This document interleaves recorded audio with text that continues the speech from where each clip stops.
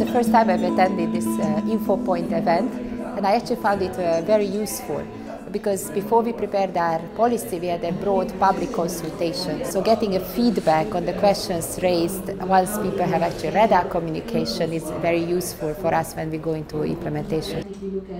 Regarding of how our communication helps lift people out of poverty, I think it was clearly said we don't think trade is the magic bullet, but we do think that no country today or in the past has managed to maintain sustained growth and develop without trade.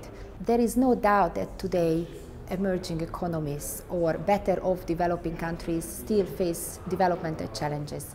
I think the question was raised today also how we deal with a country like China or India, which has become richer, but when you look at discrepancies between regions and discrepancies between people, the rich and the poor, maybe even increasing. This, however, cannot be solved necessarily with trade preferences. Trade preferences, by definition, are aimed at countries. This can be solved by new type of partnerships, working with them. For instance, we have the partnership instrument, where we can talk with these countries more like equal partners and discuss some of these remaining development challenges. At the same time, poorer countries, least developed countries, we are talking about 50-something least developed countries in the world, most of them in Africa, have developed, have had exports grow. However, they are facing increasing competition of the first group I just mentioned. And in order to be able to focus preferences and aid to them, we need to increasingly differentiate, and we need to give the majority of our aid for trade. For instance, there was a mention that today we give about 22% of this to LDCs. We would like to increase it to them in order to make a difference. The same is true for our general system of preferences reform proposal, where we would like to focus on the low and lower middle income countries in preferences. Another major follow-up that I hope we will manage to get out of this communication is increased coherence between trade and development.